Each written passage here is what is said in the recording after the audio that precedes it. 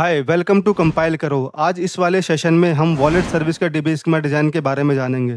किस तरह से किसी भी वॉलेट सर्विस का डीबी स्कीमा डिजाइन किया जाता है। उससे पहले मैं आपको बताना चाहता हूं कि वॉलेट कितने तरीके के होते हैं।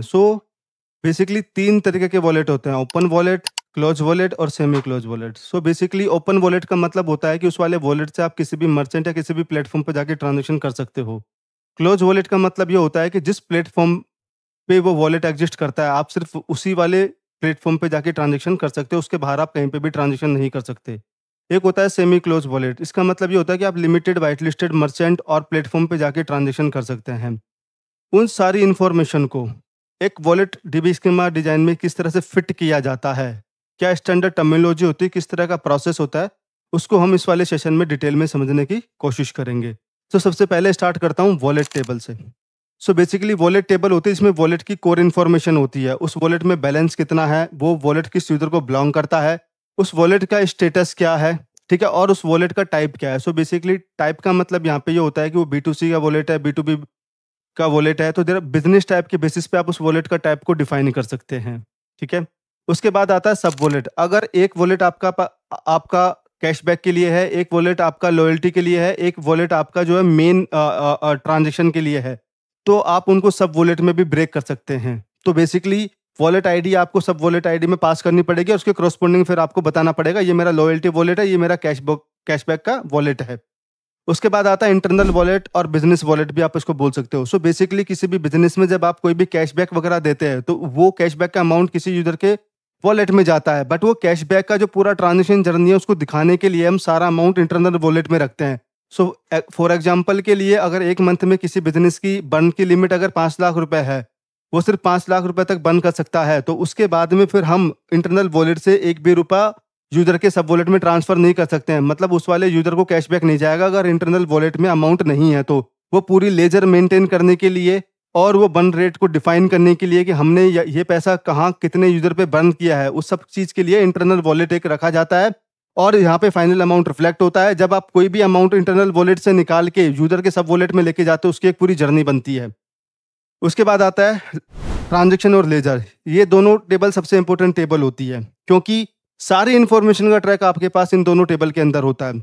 जब आप कोई भी डेटा लेके आते हो, ठीक है, जब आपके पास सर्विस पे कोई भी रिक्वेस्ट आती है, तो सबसे पहले आप ट्रांजेक्शन टेबल में जाके उसका रिकॉर्ड बनाते हो कि सेंडर कौन है, रिसीवर कौन है, कितना अमाउंट है, क्या पर्पज है, ठीक है, और उसका यूनिक आइडेंटिफायर क्या है। अगर वो ऑर्डर आईडी के करस्पॉन्डिंग अमाउंट ट्रांसफर हो रहा है या प्रोमो के करस्पॉन्डिंग कैश बैक ट्रांसफर हो रहा है, तो वो सारी इन्फॉर्मेशन हम इस वाली रिक्वेस्ट में लेके आते हैं और ट्रांजेक्शन टेबल में एंट्री बनाते हैं।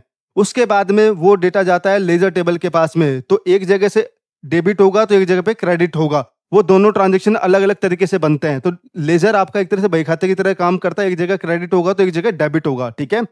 वो सारी एंट्री फिर हम लेजर टेबल में जाके बनाते हैं और ऑपरेशन बताता है, प्लस और माइनस के ऑपरेशन से हम पता करते हैं। प्लस का मतलब ये क्रेडिट हुआ है, माइनस का मतलब डेबिट हुआ है, और उसमें एक नेट बैलेंस का भी कॉलम होता है जिससे आप ऑन द फ्लाई कैलकुलेशन करके बता सकते हो कि करंट इस वाले यूजर का करंट बैलेंस अमाउंट क्या है, ठीक है।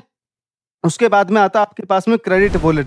बेसिकली अगर आपने देखा, आप जब कोई भी बैंक से लोन वगैरह लेते हैं तो आपका क्रेडिट वॉलेट में जाके एंट्री बन जाती है, और उस लोन में से जितना अमाउंट आप यूज करते हैं, जितना अमाउंट आप पे करते हैं, उसके बेसिस पे यहाँ पे अमाउंट रिफ्लेक्ट होने लगता है। या फिर आप क्रेडिट कार्ड जब लेते हैं तो आपको एक लिमिट मिलती है। जैसे फॉर एग्जांपल आपके पास 1 लाख की लिमिट है, उसमें से आपने जितना पैसा कंज्यूम करा तो वो अमाउंट माइनस हो जाएगा, राइट।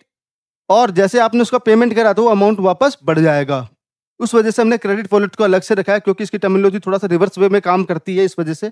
उसके बाद आता है बेनिफिशियरी। अगर इस वॉलेट को एक्सेस करने की परमिशन मैंने 2 या 3 लोगों को दे रखी है, फॉर एग्जांपल मेरा एक जॉइंट अकाउंट है, उसमें मैं और मेरी वाइफ दोनों लोग विड्रॉ कर सकते हैं, दोनों लोग अमाउंट ऐड कर सकते हैं, तो उसको हम बोलते हैं बेनिफिशियरी। एक वॉलेट पे मल्टीपल बेनिफिशियरी भी हो सकते हैं, इसलिए 1 to M की यहाँ पे मैपिंग होती है।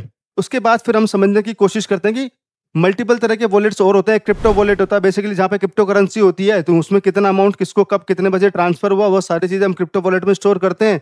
एक एस्क्रो वॉलेट होता है, escrow is a type of the wallet, so basically businesses इसको यूज करते हैं। फॉर एग्जाम्पल अगर आपने ई कॉमर्स पे जाके कोई प्रोडक्ट खरीदा, वो प्रोडक्ट किसी वेंडर को बिलोंग करता है, 100 रुपए का आइटम है, ठीक है, 70 रुपए आपको वेंडर को देना है, 30 रुपए मेरे पास आने हैं, तो ये दोनों का जो डिस्ट्रीब्यूशन होगा ये एस्क्रो वॉलेट के थ्रू होगा, ठीक है। ये बिजनेस पर्पज के लिए एस्क्रो वॉलेट बनाया जाता है, आरबीआई की गाइडलाइंस के अकॉर्डिंग इस वॉलेट को डिजाइन किया गया है। उसके बाद आता है सेटलमेंट वॉलेट। अगर आप मान लो B2B बिजनेस करते हैं, मेरे किसी क्लाइंट के ऊपर 10 लाख रुपए उधार है, वो मुझे 10 लाख रुपए नहीं दे रहा है, ठीक है? अब वो बोला है मैं तो आपको 9 लाख रुपए दूँगा, अब आपको सेटल करना पड़ेगा। जो 1 लाख का सेटलमेंट का जो डिफरेंस दिखेगा वो सेटलमेंट वॉलेट से दिख जाएगा मुझे कि 1 लाख रुपए मैंने उसको नेगोशिएट करके 9 लाख पे ला दिया और 9 लाख रुपए वो बंदा दे रहा है, उसको मैं अब क्लोज़ कर दूँगा, ठीक है? इसको बोलते हैं सेटलमेंट वॉलेट। मैं आपको एकदम बेसिक डेफिनिशन बता रहा हूँ, ठीक है? आप स्टैंडर्ड टर्मिनोलॉजी जाके समझेंगे तो आप इज़िली उन चीज़ों को रिलेट कर पाएँगे। इस तरह से एक वॉलेट सर्विस का डिज़ाइन किया जाता है, ठीक है? इसी तरह के इंटरेस्टिंग डीबी डिज़ाइन प्रॉब्लम को समझने के लिए जुड़े रहिए हमारे साथ में, और अगर आपका कोई भी कंसर्न है कमेंट बॉक्स में जाके आप कमेंट कर सकते हैं। इस वाले चैनल को ज़्यादा से ज़्यादा लाइक, सब्सक्राइब और शेयर करिए। Thank you.